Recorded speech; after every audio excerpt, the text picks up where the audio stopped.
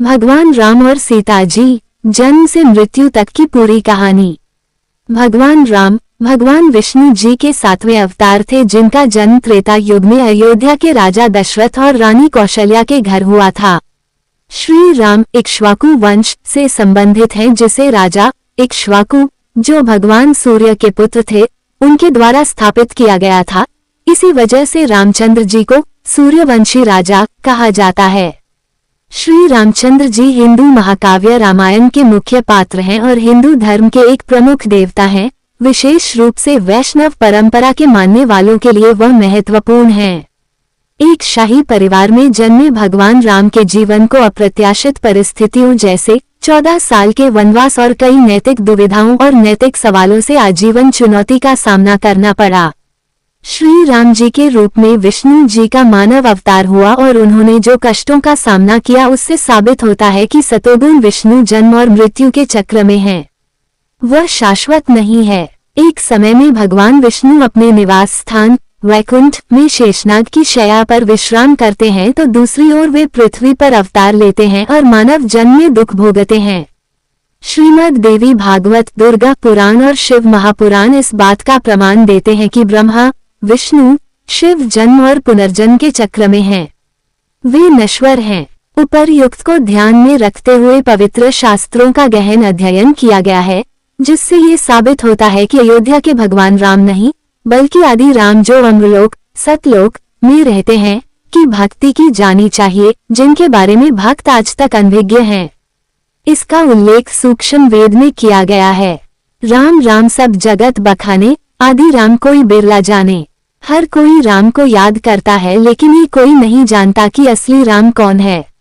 एक आदि राम है जो अमर है और केवल वही भक्ति के योग्य है, जिनके बारे में भक्त समाज आज तक अनजान है। सूक्ष्म वेद में वाणी है, एक राम दशरथ का बेटा, एक राम घट घट में बैठा, एक राम का सकल पसारा, एक राम दुनिया से न्यारा। वो परम अक्षर पुरुष है जो पृथ्वी पर एक तत्वदर्शी संत के रूप में अवतार लेता है। वो अपनी प्यारी आत्माओं को सच्चा आध्यात्मिक ज्ञान प्रदान करते हैं और उन्हें मुक्त करते हैं। सूक्ष्म वेद अर्थात सर्वशक्तिमान ईश्वर कबीर जी की अमृत वाणी में उल्लेख है, प्राणी को सुख और शांति केवल सच्चे आध्यात्मिक गुरु की शरण में जाने से ही मिलती है, जो एक तत्वदर्शी संत की भूमिका निभाते हैं, क्योंकि वो सच्चे मोक्ष मंत्रों को प्रदान करते हैं और कसाई ब्रह्म काल की जेल से छुड़ाकर आत्माओं का मोक्ष करवाते हैं।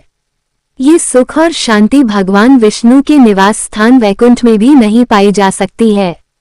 सच्चा आध्यात्मिक ज्ञान न होने के कारण पूरी दुनिया भगवान राम उर्फ भगवान विष्णु की ही पूजा करती है, जो आत्माओं को जन्म और पुनर्जन्म के दुष्चक्र से मुक्त नहीं कर सकते, क्योंकि वे स्वयं ब्रह्म काल के जाल में फंसे हुए हैं। ये लेखन पाठकों को मर्यादा पुरुषोत्तम राम जी के जीवन का अवलोकन कराएगा, जिनकी पूजा मासूम भक्त युगों युगों से बड़ी श्रद्धा के साथ करते आ रहे थे, यह मानते हुए कि वह एक दिव्य पुरुष थे। जबकि महाकाव्य रामायण और अन्य पवित्र शास्त्रों के तथ्य ये स्पष्ट करते हैं कि आदि राम जो परम शाश्वत स्थान सतलोक के शिखर यानी 7वें आसमान में रहते हैं, वे अमर सत्पुरुष ही केवल पूजा करने के योग्य हैं। वह सर्वव्यापी और सर्वज्ञ हैं।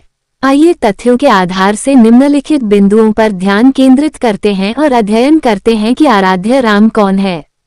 नारद मुनि का भगवान विष्णु को श्राप देना, भगवान राम का 14 वर्ष का वनवास, ब्रह्म काल का जाल जब भगवान राम ने देवी पार्वती को पहचाना, भगवान राम का राजा बाली को धोखे से मारना, राम सेतु का निर्माण किसने किया था, भगवान राम या आदि राम ने।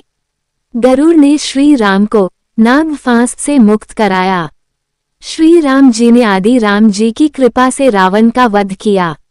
भगवान राम द्वारा सीता जी की अग्नि परीक्षा लेना, श्री राम और सीता जी ने वफादार भक्त हनुमान जी का अपमान किया। श्री राम और सीता जी की मृत्यु कैसे हुई, राजा बाली ने द्वापर युग में श्री राम जी से बदला क्यों लिया, क्या श्री राम जी की पूजा से मुक्ति संभव है।